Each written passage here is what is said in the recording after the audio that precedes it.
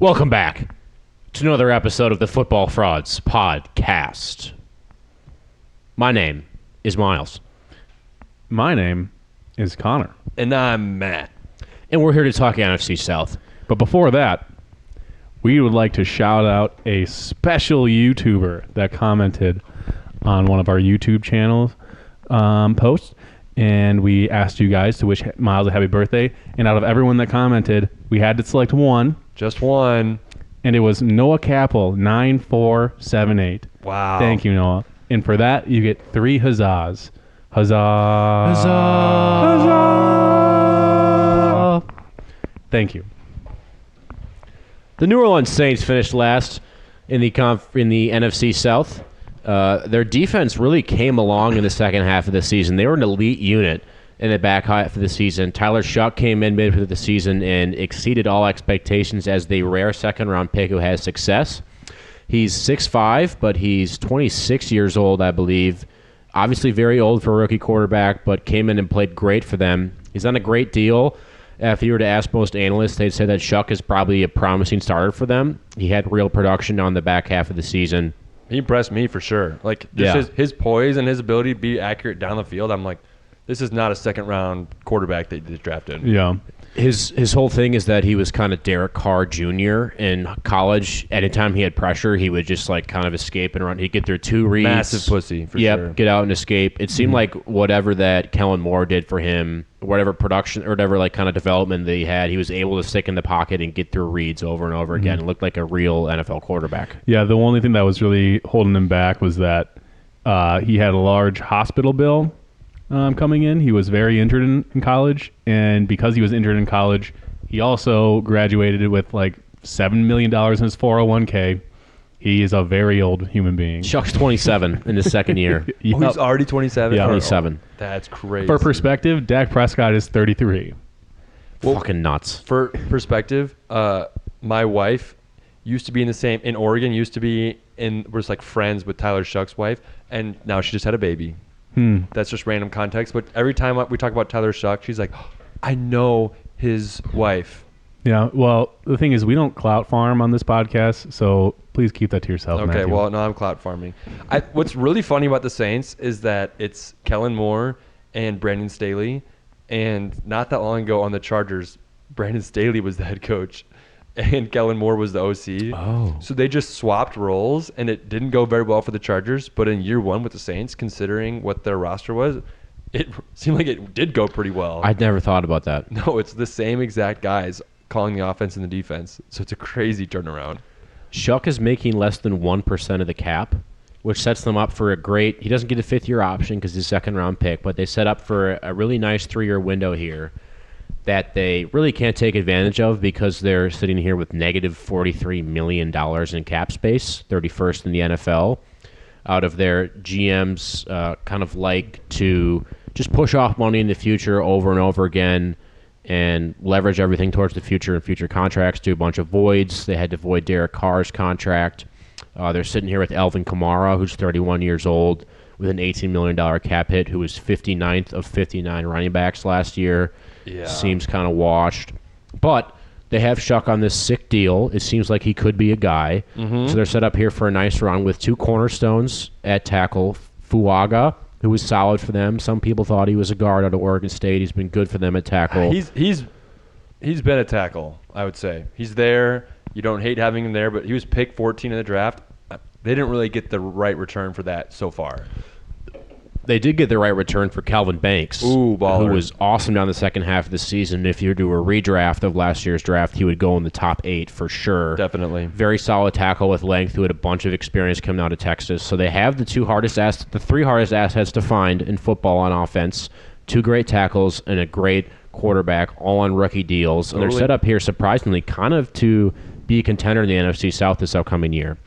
They brought in Chase Young in free agency. They put off a bunch of dead cap money in the future, and he was great for them down the stretch last year. Honestly, that might have been one of the best free agency signings that panned out. You didn't pay that much for him. I think he's been there 2 years. And he panned out very well. I do think he has been there. This isn't his first year. Wasn't his first year there. But this past year, he definitely turned it up. I don't know if they had some sort of defensive scheme change that benefited him, but he turned it up. I think he has a little bit of a maturity thing was part of going on with him, like because he was the number 1 or number 2 overall pick, and he's finally starting to like grow back into like I'm gonna take this shit seriously again. And then Brandon Staley, when he's not the head coach, I think he does have some juice. He's a Vic Fangio disciple. He did good stuff with the Rams, some good stuff with the Chargers, but he was out of the league for a while. It seems like he actually still has some juice left as a DC. Yeah. A lot of complex blitz stuff from Staley. He seems to elevate this unit, and if that production on the second half of the season is real, when they started winning games and Shuck is real, they are live as an NFC South contender, no question, this upcoming year. The most interesting question about the Saints is all the directions they could go with the number 8 pick here in this draft. A very common mock to them is Jeremiah Love, and I honestly think he makes sense for them here. Their interior offensive line is okay, but I can see them just kind of taking a flyer on a elite position player and trying to develop an explosive offense and then figure it out and hope that Staley can elevate on defense. What do we think about the direction the Saints should go here at 8? I don't think I love Jeremiah Love to the Saints here. I think they have some other needs that can be filled with their first overall pick. For one, I do think that they could use a second wide receiver next to Chris Olave. Yep. Chris Olave had a good year last year. They have Devon Vele, who played fine, but they traded away Rashid Shaheed. Yeah, exactly. And they could definitely use a field stretcher or just someone in the slot. And they have. I honestly don't think I can name a single wide receiver outside of Chris Olave on their team, if I'm being 100% honest. Devon Vele played decent as a rookie for the Broncos.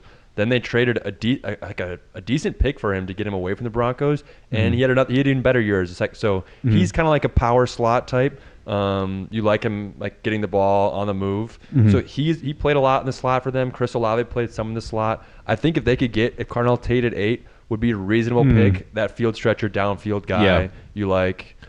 They also traded a late-round pick for Jalen Polk, who did nothing for the Patriots this past year. He was hurt. I guess he could be a flyer receiver. They have a decent amount of assets invested there.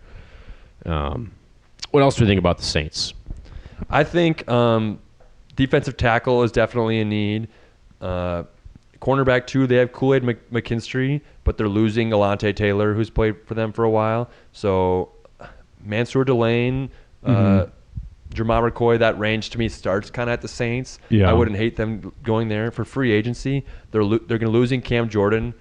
He's been there forever. I mean, he was a Saint through all the best Drew Brees years, and they're losing Demario Davis too. So 2 guys who, part of the reason why they have dead cap in those guys, the reason why they can't fully take advantage of this Tyler Shuck situation, they have $100 million in dead cap, and a lot of that is going to Demario Davis and Cam Jordan and other guys that are already gone. Derek Carr still has a big cap hit. I think they should cut Alvin Kamara too. Yeah. Get rid of the old guard.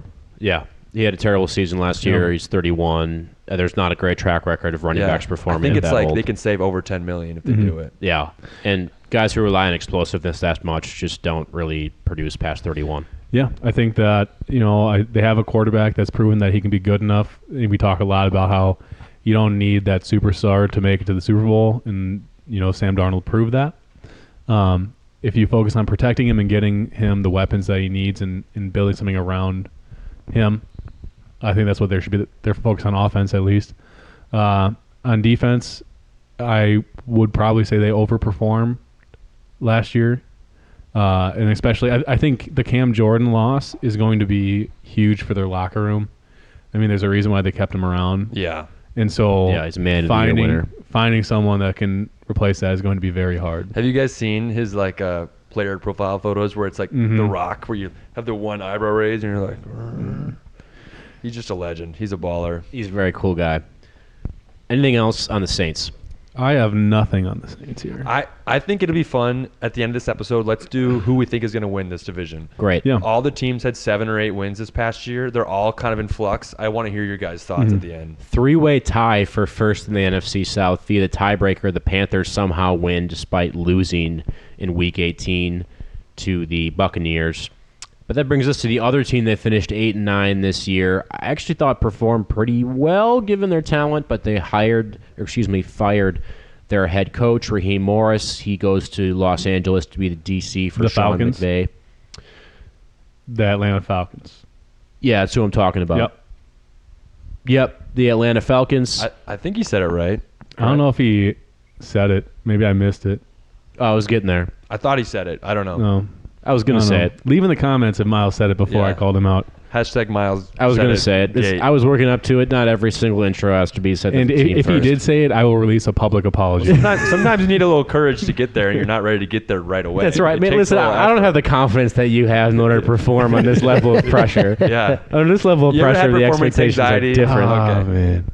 The Atlanta Falcons bring in head coach from the Browns, Kevin Stefanski. They're sitting here with a roster that some people consider to be a pretty good roster talent-wise. The critical piece is they lose James Pierce, who they traded this year's first-round pick for.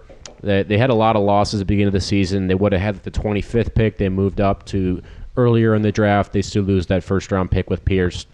Pierce is a piece of shit. We don't have to Allegedly. talk about Was it woman beating? I forget Alleged what he woman beating and I don't know if it was Grand Theft Auto, but he got into an argument thing. with his girlfriend. She was driving away from him, and Yes. he smashed his car on her in order to keep her from talking to the police. allegedly. Pierce is probably not going to play football again. Probably not. Yep. And the crazy jail part time. about that is Raheem Morris was one of the people that went to bat for him. Yeah. And now he's out the door. They're missing those picks, and they don't get the player. We had this whole conversation on what is the most attractive head coach opening. Yeah. To me, that losing James Pierce, even if I don't think he's a stud. In fact, Yeah. I don't think he had that good of a rookie year, just a lot of sacks. But that brings it down a rung. You're losing one more guy you could rely on snaps. Yeah. That you didn't really pay him a lot of money, but you paid a lot for him. Yeah. If you could have had those picks back or whatever back, that's huge. Jalen Walker was pretty good for them at edge coming off this year. They took him at 15 or 16, something like that. He was an off-ball linebacker. They've pretty much moved him to edge full-time. The idea was to have Pierce and Walker coming off the edge. Now they just have Walker, a huge blow to their team. On defense, they're looking fairly solid. They gave Jesse Bates a big contract. He's been good for them in the back end. A.J. Terrell is a very good corner for them.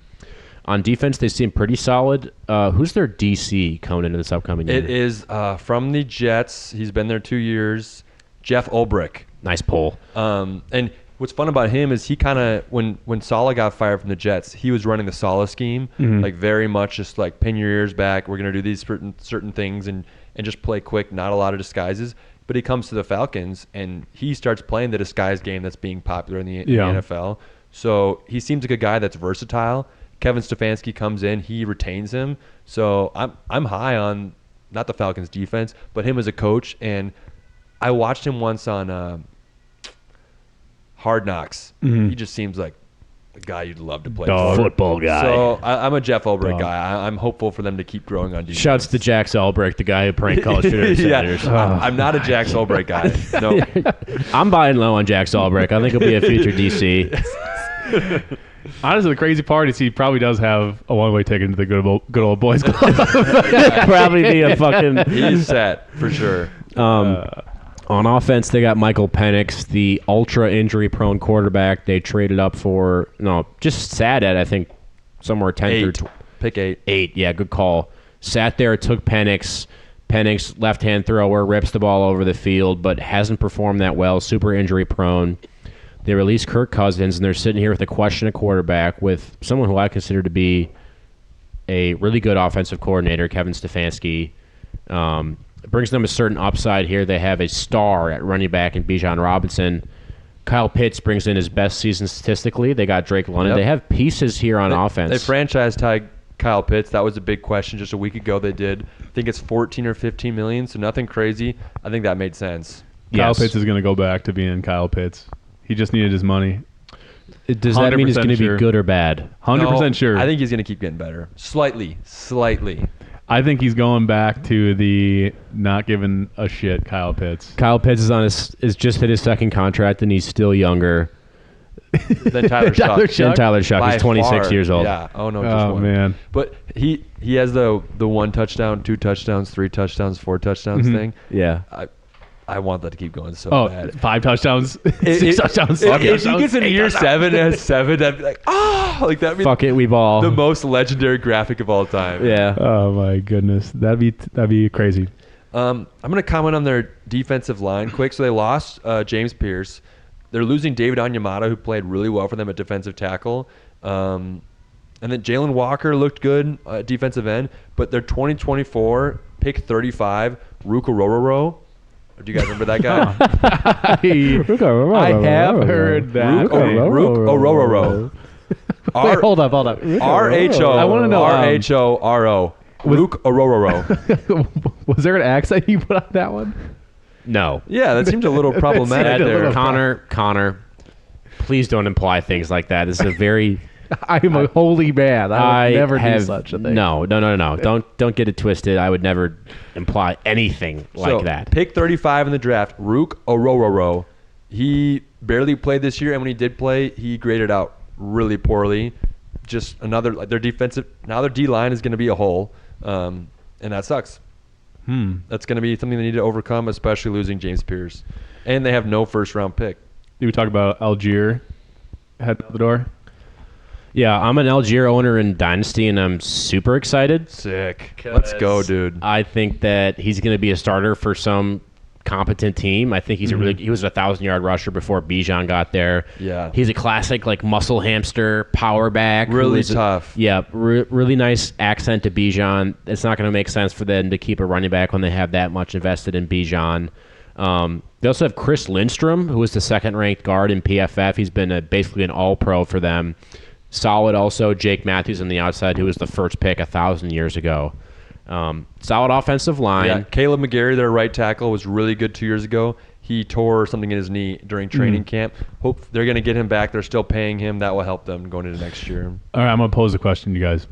So the clear question mark, the clear thing that's keeping them from reaching their potential outside of their defensive ends doing allegedly crazy things is their quarterback room. Totally.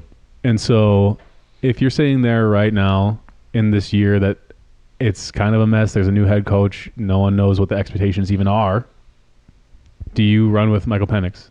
Or do you try and keep Kirk Cousins? Or do you look elsewhere? Yeah, Kirk Cousins got cut, but what's fun about this team is you have Geno Smith and Kyler Murray as options this year to pay the veteran minimum because they have enough guaranteed that it will get offset. Yeah. That'd be pretty exciting to bring one of those guys in, at least compete with Penix. I mean, you don't have to pay him, so you get a free year. I'd be curious to see how that all plays out. Yeah.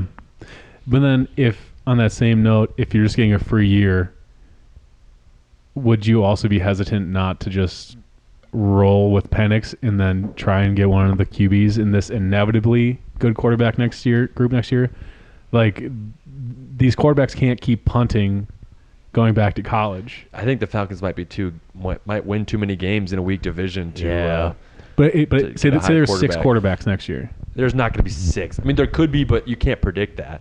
I'm predicting it right here. I'm with Connor. I'll take the under. I'll take the under too, but I'm with Connor. Okay, yeah, so you're with me. No, hype-wise, I'm fine. Okay. I have to believe there's going to be the good money is quarterbacks. over there, but he's standing over here. Exactly. Yeah. That's the Falcons. Any other comments on the Falcons? I don't like Penix. I don't like Penix either. It doesn't seem like he has it. That brings us to the Tampa Bay Buccaneers, who won Week 18, still found themselves outside of the playoffs with the Panthers advancing to the playoffs and losing to the Rams in a surprisingly close game.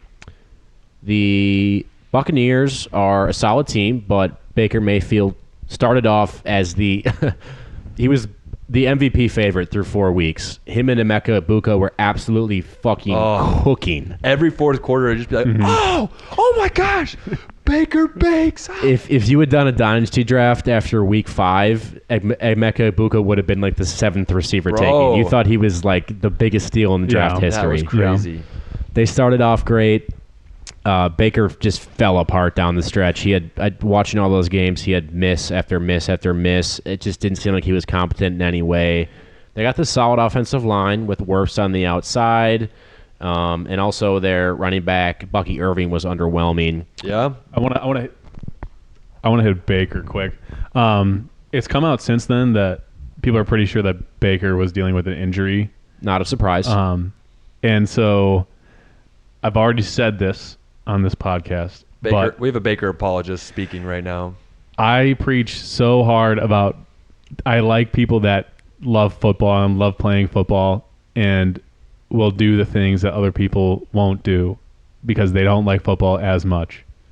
And I'm not going to sit here and say that someone had a terrible season or are they going to, do they move off? What are they going to do? This guy played terrible if they played through an injury and didn't just sit.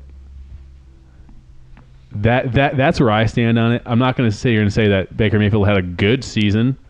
He didn't. I own him in Dynasty. I am a Baker apologist. But the guy tried. The guy loved football, and the guy loved his team.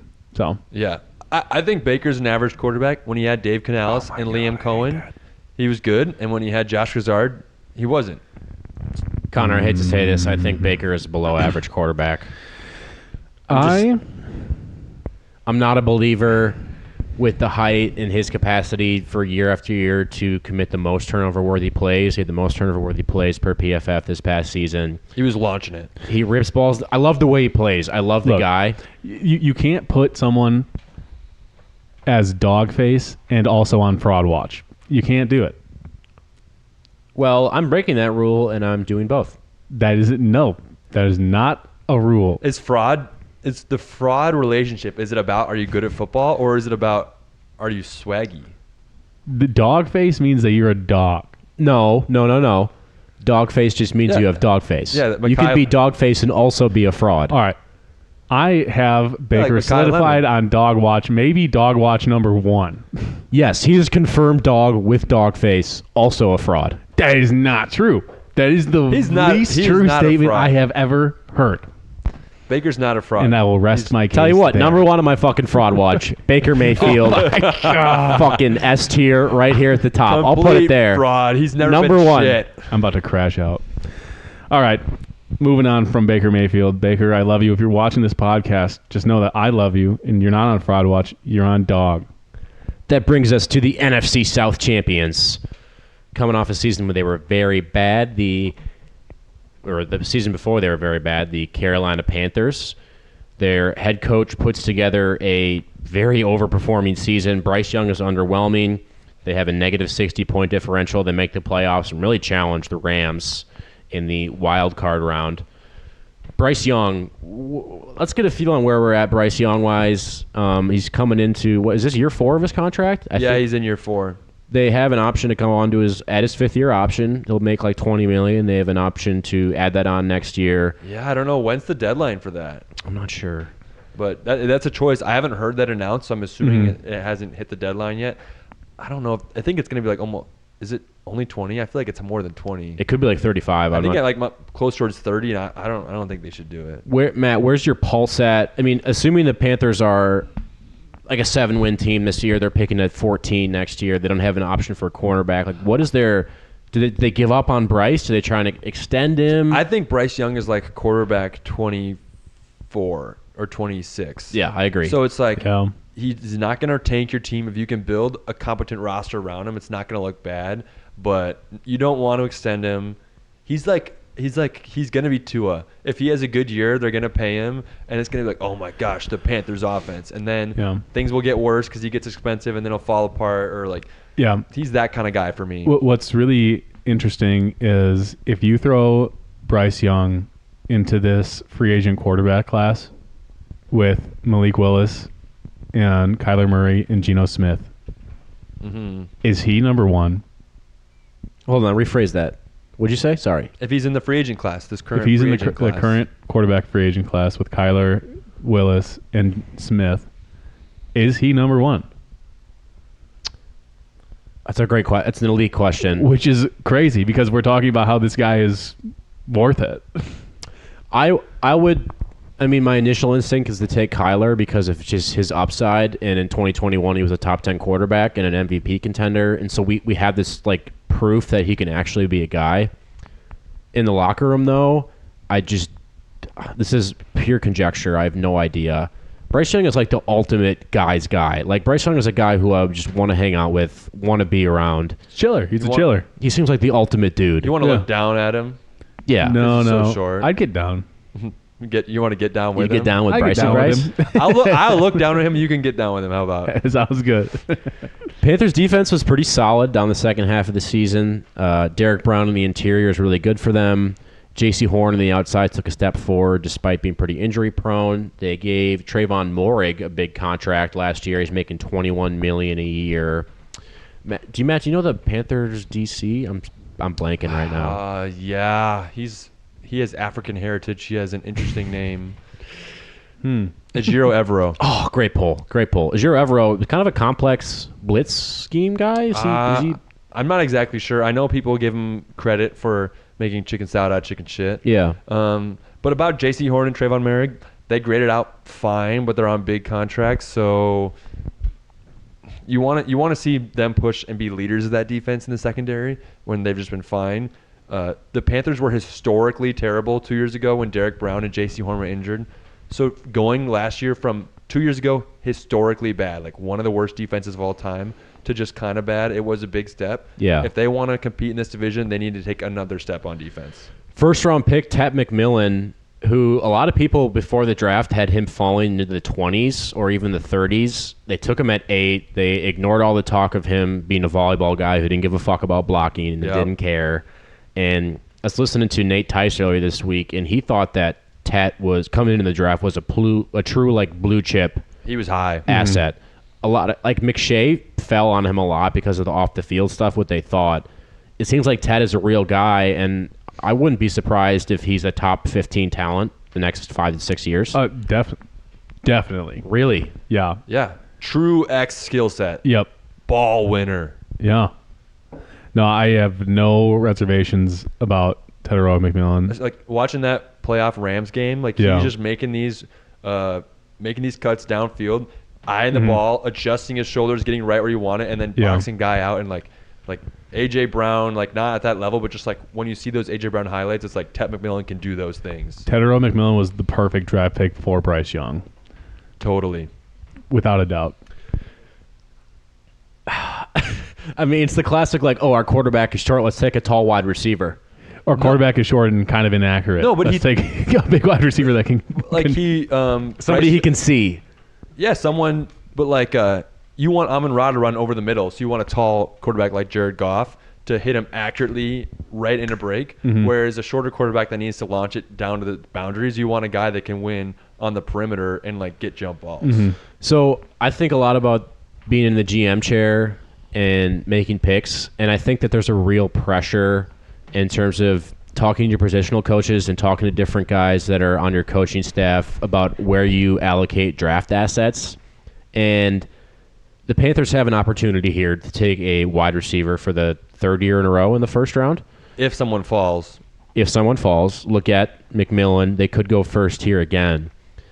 I heard a quote from Brian Gutekunst a few months ago talking about all the assets they've put into edge for the Packers, and he was talking about how we can only put in so many assets into edge. Like, we have to allocate assets elsewhere, even if they don't turn out, because we just have to build this roster in a way where it feels like all the positional coaches and everyone is at least getting a chance to like build up assets otherwise. I don't think it'd be crazy for them to take a wide receiver in the first round for the third year in a row here.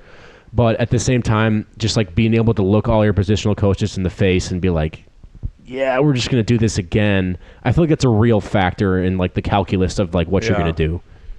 Yeah, well, I think that plays into you draft for longevity and you don't draft for necessity. And a lot of people like to look at the draft and be like, oh, we need this position, we have to draft it. And that works if you have a draft pick where you know you can get a guy that is going to start. But if you're sitting in the second round or you're sitting late first round, that's still a dart throw, a coin toss. Like, they might have great potential, but I don't know how many people are feeling great about putting the 32nd overall pick on the field and are very confident that they are going to be a showstopper or even just average. in the NFL. Yeah. It's rare. I think at pick 19, if Jordan Tyson falls, you say, sorry, position coaches. We're going to take the value. That would be electric. Yeah. I mean, that's the guys. I don't think they can take Boston or Concepcion or Omar Cooper there. Yeah. But if one of the top 3 guys falls, you just say, hey, best position or BPA, best player available. Yeah. Yeah. 100%. Totally feel that. Let's bring it full circle here. Yeah. NFC South winner next year. The NFC South is probably the shittiest division in the NFL. Say maybe By far. division. Say maybe the AFC South. No, they got the Texans and the Jags. This is the worst division. The Panthers are going to have a first place schedule, Yeah. which is going to be interesting. I don't see them winning the division again, despite only finishing 8 and 9. It doesn't feel like the talent's there in order for them to be competent at that level. Connor, what's your lean here? I am 100% leaning Bucks and Panthers again, and I'm just going with the amount of love I have for the Buccaneers and kind of bias. If I'm kind of even Stevens on both of those. They're upgrading at OC again. Grizzard's out. Yep. Zach Robinson Yep. should be a slight upgrade. So Yep. And so I'll go Bucks. I like that. Matt? I'm guessing the odds aren't in his favor, but if I could make a bet on anyone, I'm going to go Saints. Ooh. I just liked what they were building. They have a lot of dead cap, but none of these teams are really striking me as something that amazing. I think they had good fight in them last year. I want to buy a little bit of Tyler Shuck stock, and I just like they got Zhuzh, and I don't like the quarterback of the Falcons or the Panthers, and the Bucks I think just have a lot of holes and not as good at coaching. Mm-hmm. You can't take the Falcons with a whole quarterback. Penix being bad. He might come back injured.